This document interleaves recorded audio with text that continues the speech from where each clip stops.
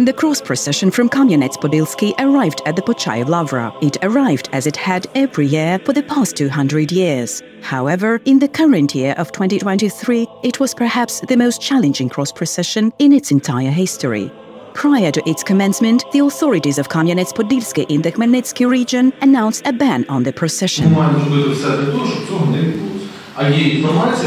Що, не дивлячись на заборону, все-таки плануються такі провокаційні заходи. Я вважаю, що це є провокація. Buses carrying pilgrims coming from all over Ukraine were stopped by the police and turned back. A completely wild incident occurred to believers from Rivne.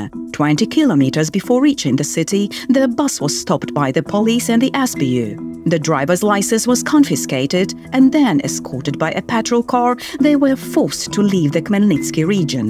All pilgrims who still arrived at the Kamenets-Podilsky Cathedral and traditionally set up tents awaiting the start of the procession were driven out of the cathedral by the police. The authorities then involved military commissars who were handing out conscription notices to men among the faithful. There were particularly many soldiers near the Church of the Nativity of the Blessed Virgin in Dovzhok, on the outskirts of Kamenets-Podilsky, from where the cross procession was starting. Nevertheless, despite everything, about 3,000 processionists still set off for Pochayev. Many more pilgrims joined them along the way. By the halfway point, their numbers had grown to over 10,000. Yes, these are not tens of thousands as in previous years, but given the current situation, this was still a significant number. Their journey was extremely difficult. First, there was unbearable heat, then it started to rain, but that wasn't the main challenge. Huge problems were created for them by the authorities, the police and local activists. On August the 21st, just like the previous year, the authorities of Volochysk prohibited the passage of pilgrims through the city. The next day, the Ternopil Regional Council announced a ban on the passage of the procession through the region. The UOC recalled that the cross procession is a prayer to God, a divine service, and no one has the right to prohibit it except through a court decision. But that didn't stop anyone. Here is the entrance of the processionists into the Ternopil region. People are literally walking through the police line. The police are shouting that the procession is prohibited. Пропонуємо зупинитися та не продовжувати рух. Працівниками поліції здійснюється фото-відеофіксація. While the activists are yelling threats, here people are shouting at the pilgrims that they are murderers. And this is how people were forced to turn off the road into the fields because the police had blocked the highway. And this is despite the fact that a more peaceful gathering of people is impossible to imagine. There are no factual or moral arguments for a ban on the prayers of the UOC believers. After all, pilgrimages of other denominations take place without any problems at all. In recent months, Greek Catholics have held dozens of their own processions with a fairly large number of participants. Roman Catholics freely organize their religious processions too. Moreover, Ukrainian authorities agreed to receive 30,000 Hasidic Jews in Uman. This is despite the fact that the city's mayor said she cannot ensure their safety in the event of a rocket shelling. Why does the government so openly persecute the believers of the Ukrainian Orthodox Church? After all, religious processions to Pochayev have been going on for many years, and there has never been an incident that could threaten anyone's safety. The answer is evident. Through the processionists, the authorities are targeting the church. There are simply no other options. But why?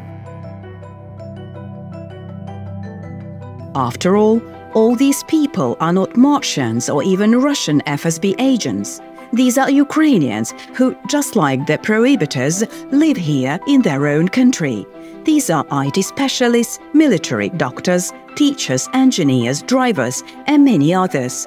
What is the government trying to achieve by persecuting all these people?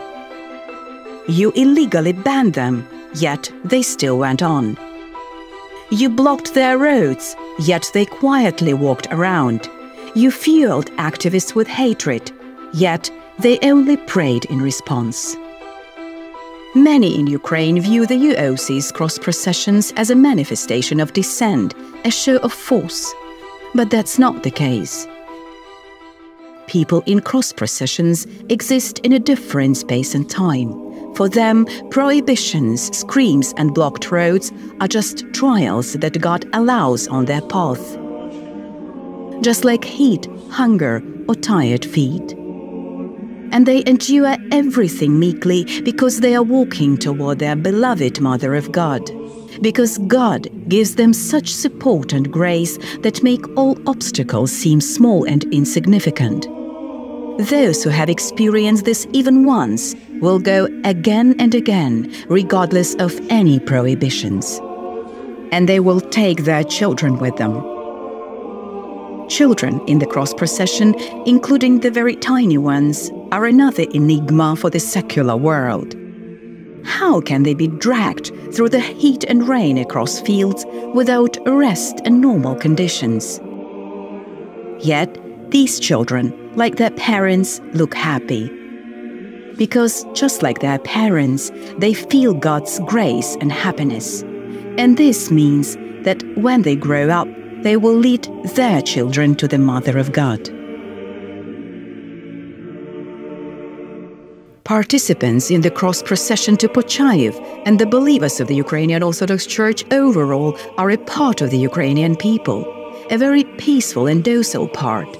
But no pressure, no prohibitions will make these people renounce their faith.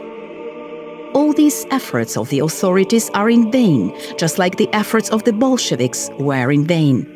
Not because these people are heroes. They just know for sure that they are where Christ is, where the Mother of God is. And in their life, nothing else matters.